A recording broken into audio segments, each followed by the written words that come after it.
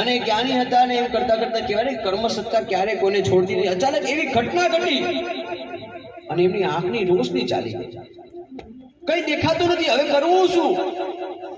ચિંતા દૂર બની ગયા. ગુરુદેવને કહે છે કે મારી આંખની રોશની ચાલી ગઈ, હવે કરવું શું?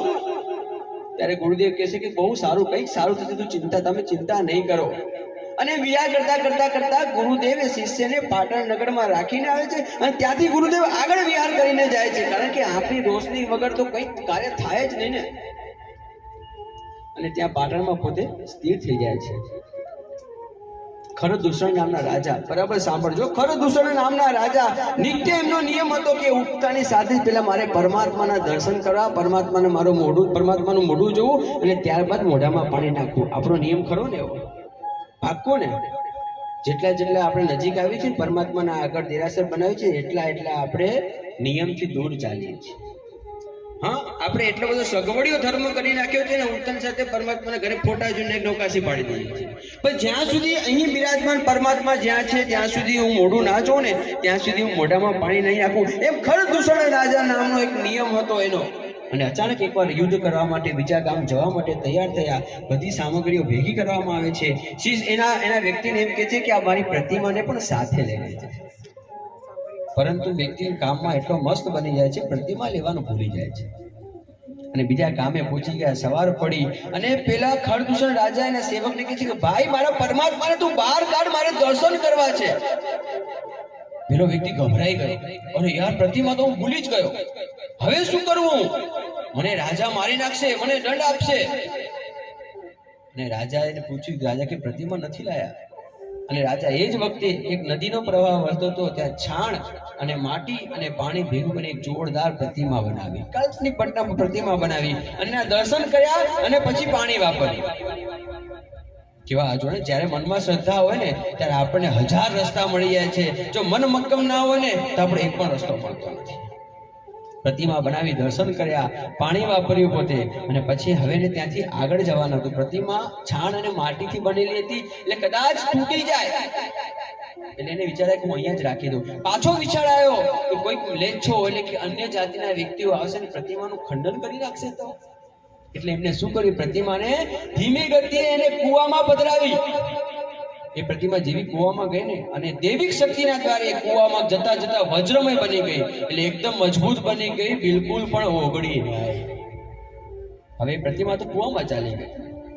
વર્ષો પહેલા સમય વીતતો ગયો અને એક રાજાને શરીરમાં અસહ્ય વેદના, કોડ નામનો રોગ, આખા શરીરમાં એટલી બધી વેદના જેની કોઈ કલ્પના જ ના કરી શકે, એટલા બધા રોગો ગ્રસ્ત થઈ ગયા હતા. કંટાળી ગયો. વેદોને બોલાયા, ડોક્ટરોને બોલાયા, તાંત્રિકોને બોલાયા, જ્યોતિષોને બોલાયા, પણ કોઈએ રોગ દૂર ના કરી દીધો. પીડાતા એક રાજા કંટાળીને જંગલના માધ્યમથી જાય છે. જતા તડકો બહુ ગુપ્ત તડકો હતો. તડકાના કારણે પોતાને પાણી તરસ લાગે છે. એ કુવાની ઉપર સેજ પાણી આવી ગયું. પાણી પીધું અને હાથ અને પગ ધોયા અને પાછા ઘરે આવે છે, સુઈ જાય છે. સવારે ઉઠીને જોવે છે ને તો હાથ અને પગમાંથી કોડરોગ ગાયબ થઈ ગયો. રાણીએ પૂછ્યું, કાલે તમે ક્યાં ગયા હતા?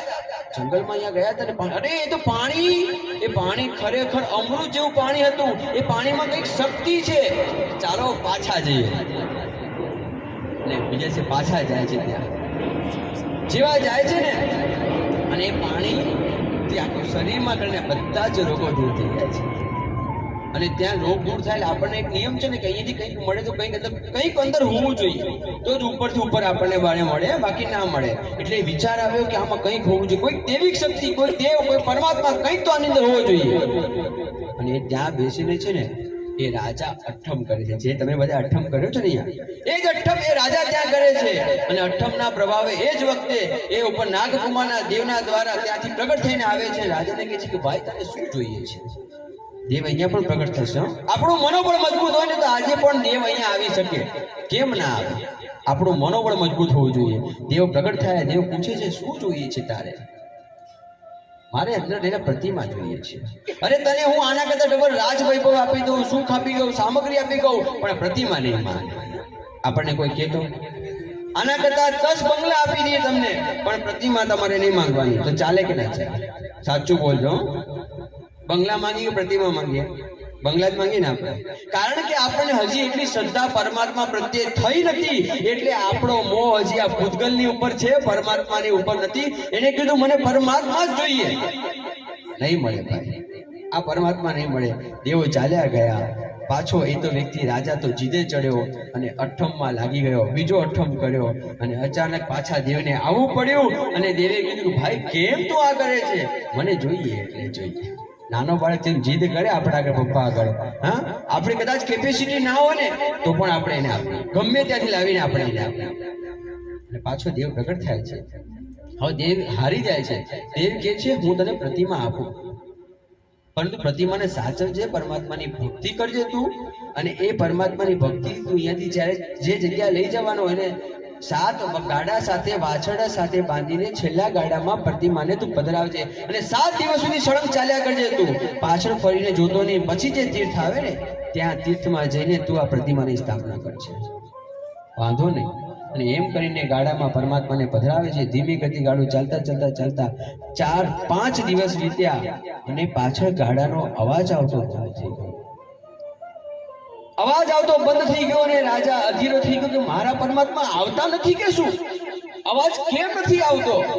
અને ખાલી એક કુદ્રષ્ટિથી નથી કેમ આવતો એ દ્રષ્ટિથી પાછળ જેવું જોયું ને એવું પાછળ ફરીને જોયું. એ વખતે ગાડું નીકળી ગયું અને પરમાત્મા 7 ફૂટ અધર રહી ગયા.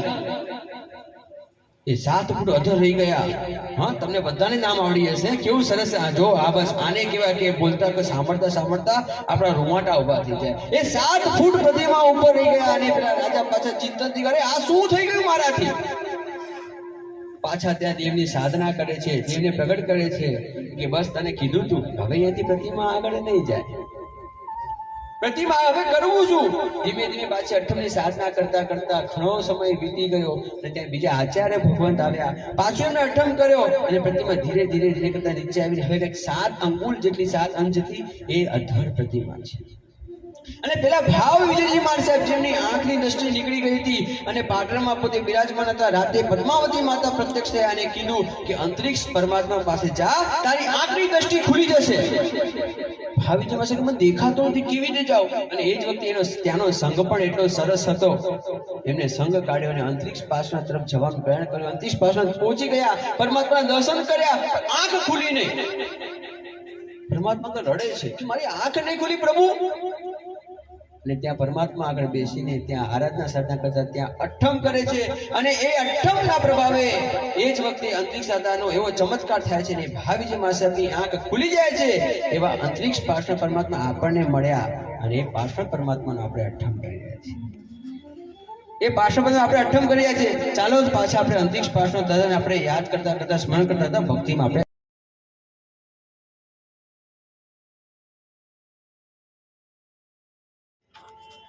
આ ઇતિહાસ આપણે જ્યાં રહીએ છીએ ને એ નગરીનો ઇતિહાસ હું આપને કહું છું. એ નગરીમાં પણ એવા પરમાત્મા છે અને આપણે કદાચ